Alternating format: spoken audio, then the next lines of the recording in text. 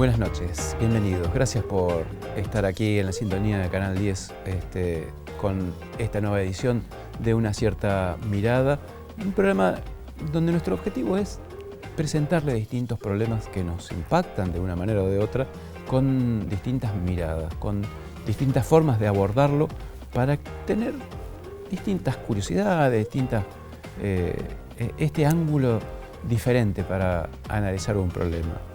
Y una de estas situaciones novedosas, por no decir problemáticas, es la llegada de Vaca Muerta a la vida económica y social de Río Negro y Neuquén. Una llegada que empieza a perturbar en algunas ciudades por la aparición de migrantes, de la presión sobre los precios internos, en la presión sobre el mercado inmobiliario, entre lo más evidente. 5% dicen que se lleva invertido en Vaca Muerta, o sea que nos queda 20 veces de inversión equivalente a lo que ya está en ese terreno hostil, en ese semidesierto cercano a Añelo. Para entender toda esta situación y esta problemática, invitamos hoy a Norma Noya. ¿Cómo estás, Norma? Hola. Investigadora, integrante del equipo de la Facultad de Ciencias Económicas de la Universidad Nacional del Comahue, que están realizando una investigación hace 5 años sobre este impacto en un pueblo rural, en Añelo. Era un pueblo rural. Era un pueblo rural. Sí, gracias por la invitación. Siempre es un gusto difundir un poquito las cuestiones que hacemos en la universidad, fundamentalmente para que no queden encerradas entre 4 paredes de la universidad y que tenga difusión. Sí, en el año 2014 el Consejo Interuniversitario Nacional lanza un programa de proyectos de desarrollo tecnológicos y sociales con unas características especiales. Son proyectos de desarrollo que tenían que tener la posibilidad de tener una contraparte concreta con un problema concreto. En el 2014, hacía 2 años que se había sancionado la ley de nacionalización del paquete accionario de YPF y empezaban a aparecer Añelo en los medios de difusión con esas complicaciones que vos decís, ¿no? Y Vaca Muerta como un futuro posible. Claro, como la gallina como la vaca viva, la gallina de los huevos de oro. Sí, o los porotos mágicos, sí, que a partir de ahí vamos a tener la gallina de huevos de oro, más o menos. Tal cual. En el 2010 Añelo tenía 2.600 habitantes. Hoy está calculado que se quedan a dormir en Añelo 8.000, pero que hay un movimiento cercano de 16.000 personas que trabajan en Añelo y viven en el corredor que puede ir desde el Chañar, Centenario, Neuquén, ya que Añelo de Neuquén son 100 kilómetros. Digamos, en 2012 se produce la reestatización de YPF y fue el primer impacto concreto de Vaca Muerta, ¿no? Entre una empresa privada que pretendía no desarrollar esos recursos y un Estado nacional decidido a que sí se desarrollaran. Sí, Repsol, cuando se privatiza YPF, hizo lo que tenía que hacer una empresa privada no regulada por el Estado, que es tener la mayor ganancia posible. ¿Qué es lo que pasa en el sistema capitalista cuando los actores económicos se mueven sin ningún tipo de regulación? Entonces, bueno, Repsol, en función de lo explorado, lo instalado, fue extrayendo todo lo que pudo, pero no hubo una inversión, si se quiere, de desarrollo a futuro. El gobierno nacional no era ajeno a esta situación y decide en mayo de 2012 nacionalizar el 51% del paquete accionario. A partir de ahí, la política hidrocarburífera de nuestro país tiene las riendas de la política, las lleva YPF. Y ahí es donde empiezan a llegar las grandes asociaciones con los operadores gigantes. Y donde se instala el yacimiento top de esta nueva forma de explotación del petróleo, que es la forma de explotación no convencional. Esa es Loma Campana. Que es Loma Campana, que está muy cerquita de Añelo, pero que no forma parte del ejido de Añelo. El ejido de Añelo es chiquitito si lo comparás con otros ejidos de la provincia. El ejido de Añelo es bastante chiquito. Con lo cual, el gobierno municipal está imposibilitado de cobrarle nada, por ejemplo, a Loma Campana, porque está fuera de su ejido. Si bien la explotación influye en Añelo, porque obviamente los trabajadores... Todo pasa por ahí. Es claro, ¿no? El abastecimiento cotidiano proviene de Añelo y bueno, el municipio no puede cobrarle nada porque está fuera del ejido. Entonces, bueno, empezó Añelo a aparecer con complicaciones de que deja de ser un pueblo rural para convertirse en algo que muchos lo definían como un campamento petrolero directamente a Añelo pueblo, con complicaciones de falta de servicios. El hospital era muy pequeñito, ahora hace poquito se inauguró un nuevo hospital en Añelo, pero bueno, fueron después de 5 años. Y un grupo de compañeros de la universidad y de la Universidad Tecnológica Nacional, entre ellos el fallecido Luis Zapag, nos sentimos que estando tan cerquita y siendo investigadores y académicos, algo teníamos que hacer, queríamos participar. Y bueno, este programa nos dio la posibilidad.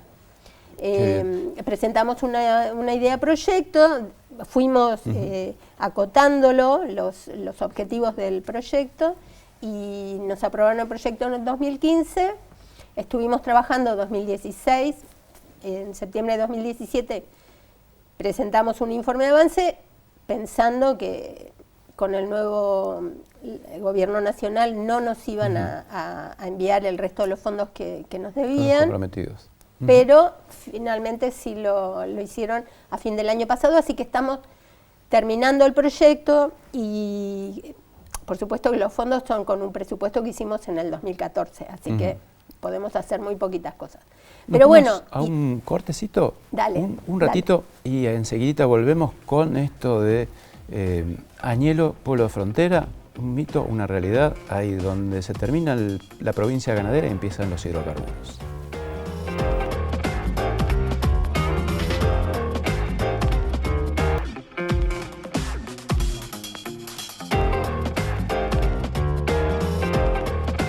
Segundo bloque de Una Cierta Mirada. Mitos y realidades, desafíos que nos plantea entonces Vaca Muerta y como una especie de ensayo general el pueblo de Añelo. Norma, de 2.000 a 16.000 habitantes que atraviesan el pueblo, un impacto social y económico, sí, una especie de laboratorio. Definimos que lo que sufrió Añelo fue un tsunami, digamos. El Añelo rural, donde la gente, los pobladores dejaban la puerta abierta, donde los chicos iban a la plaza a jugar hasta las 12 de la noche, ahora ya no es así. Ha cambiado mucho y bueno, hay estudios que hablan de la problemática del trabajo del petrolero, ¿no? Que es un trabajo muy duro, muy difícil y muy masculino. Entonces, muy masculino y con esta modalidad que no la tenía por ahí la vieja YPF que trasladaba a los trabajadores con toda su familia, hace que existan problemas en el sentido de, bueno, se leen en los diarios, pero problemas de prostitución, de drogadicción, de no saber qué hacer en los momentos en los cuales no se trabaja, de no sentir Añelo como tu lugar en el mundo, por más que hace a lo mejor 8 años que estás viviendo en Añelo. Claro. Y además esa diferenciación entre los que son nacidos y criados en Añelo y la gente que viene afuera, que hoy los nacidos y criados son minoría, pero los hay, obviamente. Sumado a eso, la disparidad de salarios, digamos, ¿no? Los precios, por ejemplo, de los alquileres en Añelo están a precio de sueldo petrolero. Y también en Añelo trabajan médicos en el hospital, trabajan enfermeras, los docentes, ¿no? Y pueden acceder con el salario de enfermero, médico y docente a un alquiler en precios petroleros, no. De hecho, la gran mayoría de los docentes, se calcula más o menos el 90%, no viven en Añelo. Una de las preocupaciones de los municipios, por lo menos los del Alto Valle rionegrino y hasta Catriel, ¿no?, es qué pasa con el municipio cuando tiene que enfrentar tanta demanda y de qué manera tratan de recaudar algo que esté a la altura de las exigencias.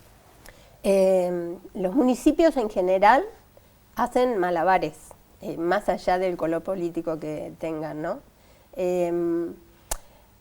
Si bien en nuestro país, a partir de los 70, hay una política de descentralización de los recursos públicos, digamos, ya sea de nación hacia las provincias y de las provincias hacia los municipios, en este último tramo de provincias a municipios está como muy rezagado, ¿no? Entonces, y el municipio es la primera cara del Estado ante la población. Y más en Añelo. Y más en Añelo.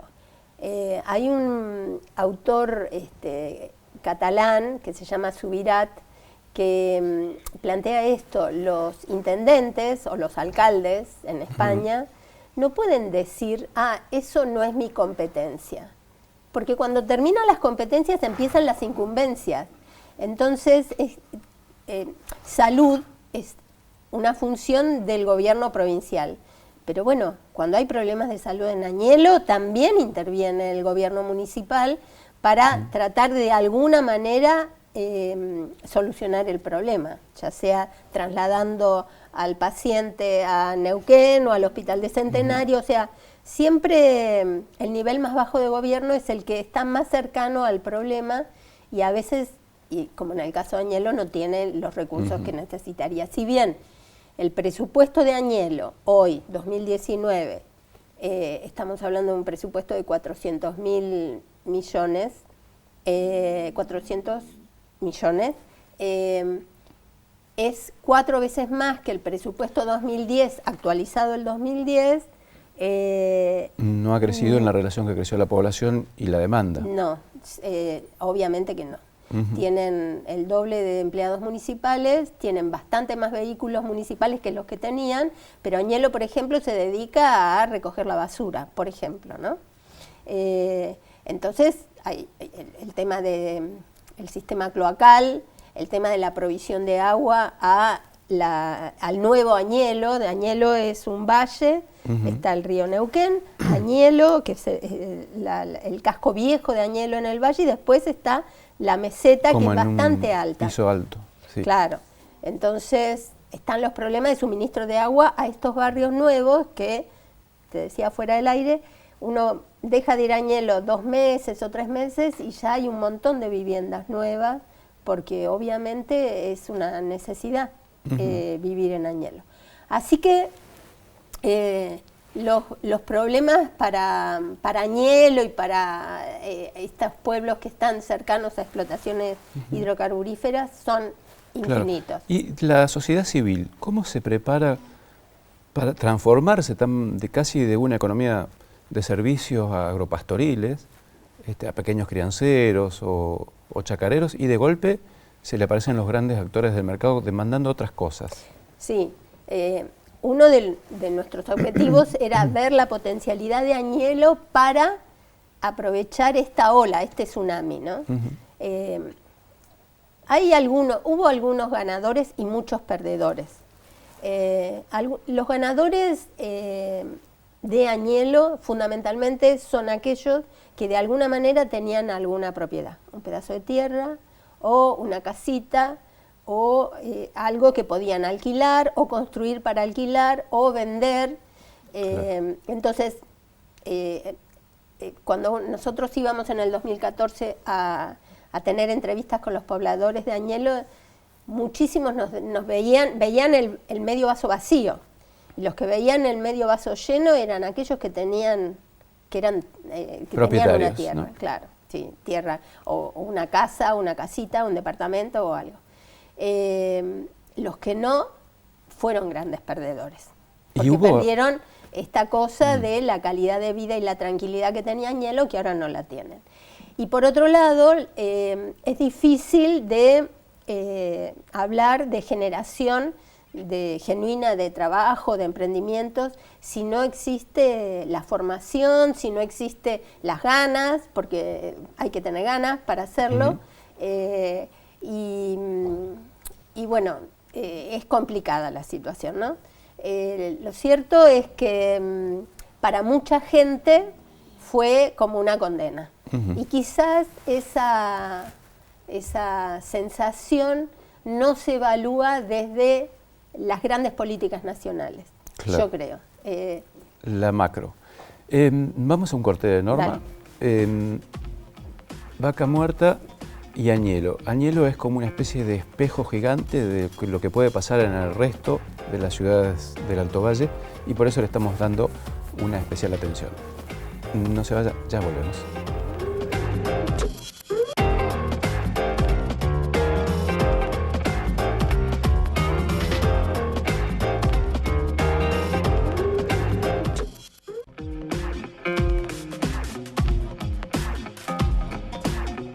Tercer y último bloque entonces de Una Cierta Mirada, hablando sobre Vaca Muerta y la localidad de Añelo y este espejo multidimensional que nos ofrece como un gran laboratorio social y económico de lo que puede también reproducirse después a escala, a medida que la ola, el impacto se va llevando o llegando al resto de las ciudades. ¿Está bien esto de hablar de como oleadas del impacto económico, que como si fuera las ondas concéntricas en el agua? ¿El derrame? No, viste que tienes una piedra y hay ondas que se van desparramando. Bueno, ¿está bien hablar en términos económicos de esas ondas que se van amplificando? Sí, hay una teoría que es la teoría del derrame, que se supone que si existe una potencialidad de una actividad, esa actividad cuando se desarrolla se va a ir derramando hacia los otros. Pero no es exactamente, pero no importa. Bueno, dale. Vamos a ir llegando al resto de las ciudades, nos van a ir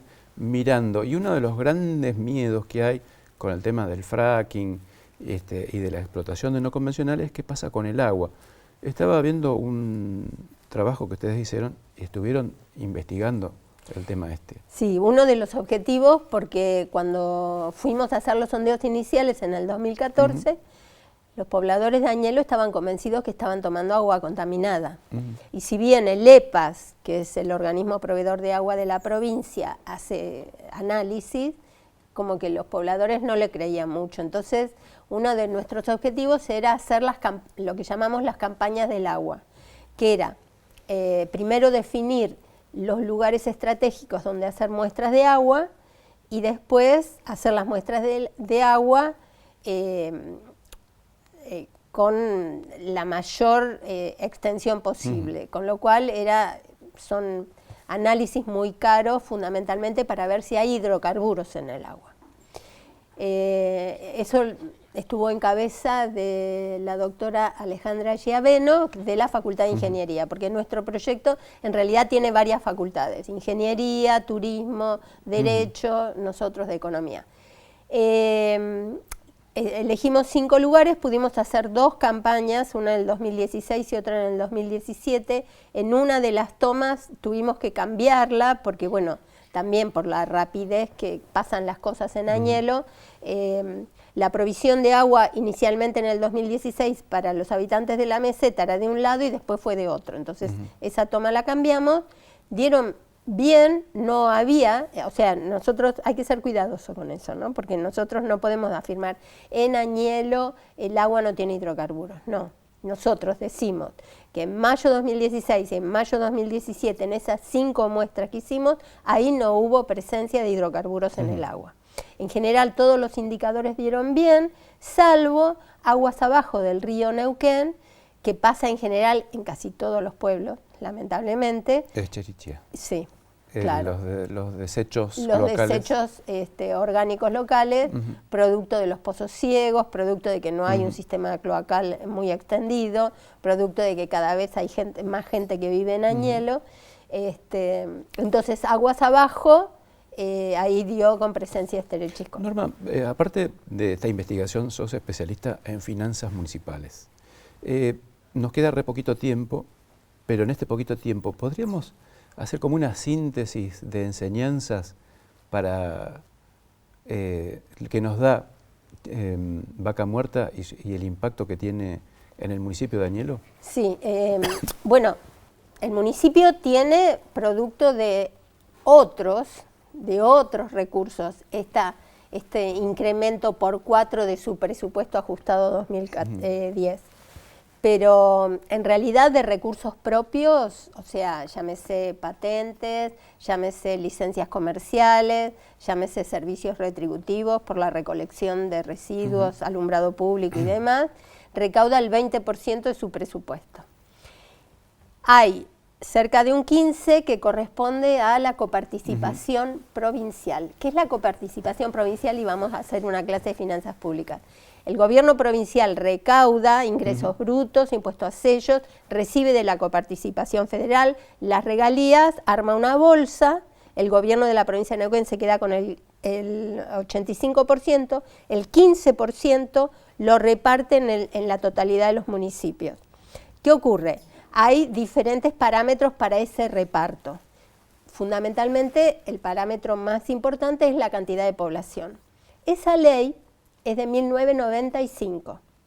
Entonces, se tomaron los habitantes de Añelo de 1991, que fue el último censo que... 1500, ¿cuánto habría? Claro, lo tengo por acá anotado, pero está... lejos de los 16.000 que pasan y de los 8.000 que duermen. No, no, claro, en el 91, 1031. Y los parámetros están en función, ese 0,80 y pico que recibe Añelo, están en función de esos habitantes. Así que juegan dos cosas. Primero, el 15%, que se reparte en la totalidad de los municipios. Y segundo, que los parámetros quedaron desactualizados y dentro de los municipios hay municipios ganadores y hay municipios perdedores. Hace un tiempo hicimos un estudio, en su momento el municipio más perdedor era Rincón de los Sauces, en cuanto a la desactualización de la coparticipación provincial. Si lo hiciésemos hoy seguramente daría Añelo. Entonces, volviendo un poquito a lo que planteaba en el bloque anterior de Subirats, si el estado que más contacto tiene con la población es el municipal, creería yo que habría que hacer tendrían que tener más recursos para enfrentar los problemas cotidianos, y si bien el gobernador Omar Gutiérrez, cuando asume hace 4 años, plantea dentro de la agenda la coparticipación provincial, no se llega a concretar y se sigue con la ley de 1995. ¿Por qué? Porque se tienen que poner de acuerdo todos. Se tiene que poner de acuerdo la provincia y todos los municipios, y la frazada es corta, digamos. Me tapo acá arriba, pero me quedan los pies en el aire. Entonces, problema parecido a la coparticipación federal nacional. Tal cual, tal cual, que es del 88. La ley de coparticipación federal es del 88 y hay millones en los escritorios del Congreso Nacional de modificatorias. O sea, el gran consejo es busquen consensos. Sí. Sí. Norma, se nos terminó el tiempo. Bueno. Muchísimas gracias. No, gracias a vos. Gracias por el consejo. Nosotros nos volvemos a ver entonces la semana que viene con más temas, más ciertas miradas. Gracias. Hasta luego.